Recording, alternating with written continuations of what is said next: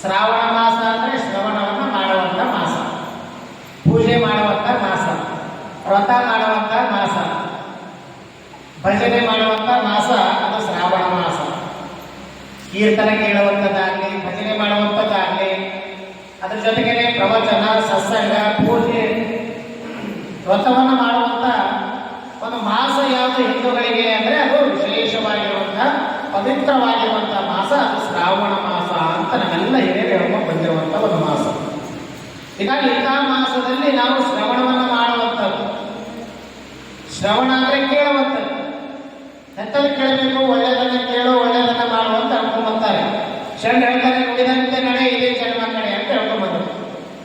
ಇವತ್ತ ಪ್ರಾಯಶಃ ಎಷ್ಟು ಜನ ನುಡಿದಂತೆ ನಡೆಯೋರಿದಾರೋ ಗೊತ್ತಿಲ್ಲ, ಆದರೆ ನುಡಿಯರಂತೂ ಬಹಳ ಜನ ಇದ್ದಾರೆ. ನಡೆಯುವಂತಹ ಜೀವನದೊಳಗೆ ಅವತ್ತಿನ ಕಾಲದಲ್ಲಿ ಬಹುಶಃ ಲಿಂಗೈಕ್ಯ ರಾಜೋಟಿ ಶಿವಾಚಾರ್ಯರು ನುಡಿತಾ ಇರಲಿಲ್ಲ, ನಡೀತಾ ಇದ್ರು. ಅವರು ಬದುಕಿಗೆ ನಡೆದ ದಾರಿ ಆಗಿತ್ತು. ಇವತ್ತಿನ ಬದುಕು ಹೇಗಾಗಿದೆ ಅಂತಂದ್ರೆ ನಡೆಯೋರು ಯಾರೂ ಇಲ್ಲ, ಕೇವಲ ನುಡಿಗಳನ್ನು ನಾವೆಲ್ಲ ಕೇಳುವಂತಹ ಜೀವಗಳು ಇವತ್ತಿನ ಕಾಲದಲ್ಲಿ ಆಗಿದ್ದೀವಿ. ಅದಕ್ಕೆ ಕಾಯ ಕಳೆದು ಹೋದರೂ ಕೀರ್ತಿ ಕಳೆಯಲಾಗದು ಅಂತಕ್ಕಂಥ ಮಾತನ್ನು ಹೇಳ್ಕೊಂಡು ಬರ್ತಾರೆ. ಕಾಯ ಹೋಗ್ಬೋದು, ಇದು ಕಾಯ ಹೇಗಿದೆ ಅಂತಂದ್ರೆ ಹೇಳಿದ್ರೆ ಪ್ರಸಾದ ಕಾಯ.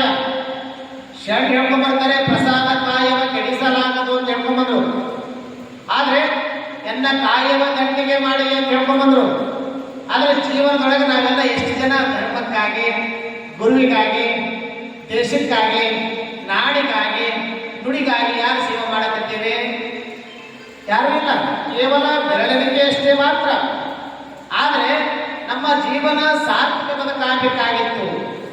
ಇರ್ವಿ ಹಂಬ ಜನ ಬಹಳ ಶ್ರೇಷ್ಠ ಶ್ರೇಷ್ಠ ಶ್ರೇಷ್ಠ ಅಂತ ದಾಸರು, ಪುರಂದರು, ಶರಣರು, ಸಂತರು, ಅನುಭಾವಿಗಳು ಎಲ್ಲರೂ ಹೇಳ್ಕೊಂಡು ಬಂದಿದ್ದಾರೆ. ಆದರೆ ನಾವು ಎಲ್ಲಿ ತನಕ ಜ್ಞಾನ ಉತ್ಪತ್ತಿ ಮಾಡ್ಕೊಂಡಿದ್ದೀವಿ? ಮತ್ತೆ ನಾಳೆ ಆಯಿತು ಅಂದ್ರೆ ನಮ್ಮ ಕೆಲಸ ನಮ್ಗೆ ಒತ್ತಡನೆ.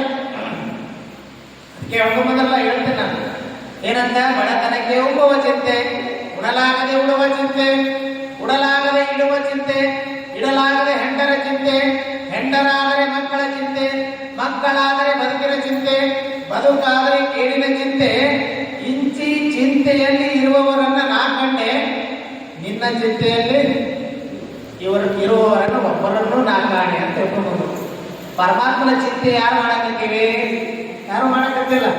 ಅದಕ್ಕೆ ನಾವೆಲ್ಲ ಹಿರಿಯರು ಏನ್ ಮಾಡ್ಕೊಂಡ್ಬಂದ್ರು ಅಂದ್ರೆ ಶ್ರಾವಣ ಮಾಸ ಇದು ಒಂದು ತಿಂಗಳಲ್ಲಿ ಜಪ, ಪೂಜೆ, ಒಂದಷ್ಟು ಗುರುಮಠಕ್ಕೆ ಹೋಗಿ ದರ್ಶನ ಮಾಡಿ, ಪಾದೋದಕ ಪ್ರಸಾದ, ದಿನನಿತ್ಯ ದೇವರ ದರ್ಶನವನ್ನು ಮಾಡುವ ಅಂತಕ್ಕಂಥ ಒಂದು ಪುಣ್ಯವಾಗಿರುವಂತಹ ಮಾಸನೇ ಅದು ಶ್ರಾವಣ ಮಾಸ.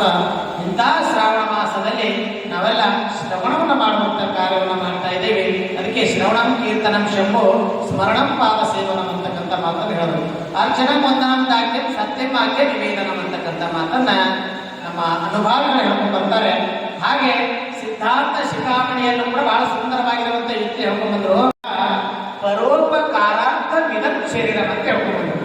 ಅಂದ್ರೆ ಈ ಶರೀರ ಬಂದೈತಿ, ಈ ಶರೀರಕ್ಕೆ ಒಂದು 4 ಜನರಿಗೆ ಡಾಕ್ಟರ್ ಸಾಹೇಬ್ ನೋಡ್ರಿ ಅಲ್ಲಿ ಪರೋಪಕಾರವನ್ನು ಮಾಡೋದು. ನಾವಂತೂ ಆಧ್ಯಾತ್ಮಿಕ ಜೀವಿಗಳೇ ಇದ್ದೀವಿ, ದಿನನಿತ್ಯ ಬೆಳಗಿನ ಪರೋಪಕಾರನೇ ಮಾಡಬೇಕು. ಆದರೆ ಸಂಸಾರದಲ್ಲಿ ಇಟ್ಕೊಂಡಿದ್ರು ಕೂಡ ಒಂದು 4 ಜನರಿಗೆ ಯಾರು ಅಂಗಲಾಚೆ ಬರ್ತಾರೋ ಅವರಿಗೆ ಒಂದು ಸನ್ಮಂಗಲ ಮತ್ತು ಅಥವಾ ಸೂಚನೆ, ಅವರಿಗೆ ಯಾವುದೇ ಒಂದು ರೂಪದಲ್ಲಿ ಆಶ್ರಯವನ್ನು ಕೊಡುವಂತ ಕಾರ್ಯವನ್ನ ನಮ್ಮ ಡಾಕ್ಟರ್ ಯುವರಾಜ್ ಮಾಣಿಕಪ್ಪ ಬಿರಾದರವರು ಮಾಡ್ತಾ ಇದ್ದಾರೆ. ಅಂದ್ರೆ ಇದು ಪರೋಪಕಾರದ ಕೆಲಸನೇ. ಯಾಕಂದ್ರೆ ಕೇಳಿದ್ರೆ ನಮ್ಮ ಎಜಿ ಪಾಟೀಲ್ ಅವ್ರು ಹೇಳೋದಿಲ್ಲ. ಬಹುಶಃ ಅವ್ರ ಮಗಳಿಗೆ ನಾವು ನೋಡಿದ್ದೀವಿ, ಅವ್ರ ಮನೆಗೆ ಹೋಗಿದ್ದೀವಿ.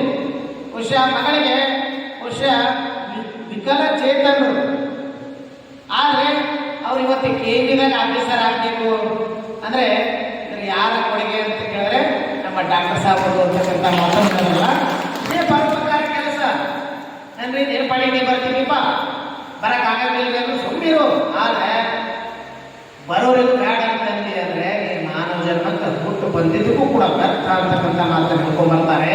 ಈ ಜನ್ಮ ಅಂತಿದ್ದಲ್ಲ ಅಲ್ಲ, ಈ ಸಲ ಬಂದಿವಿ, ಪುನರಪಿ ಜನನ ಪುನರಪಿ ಮರಣ ಅಂತ ಹೇಳ್ಕೊಂಡ್ಬಂದ್ರು.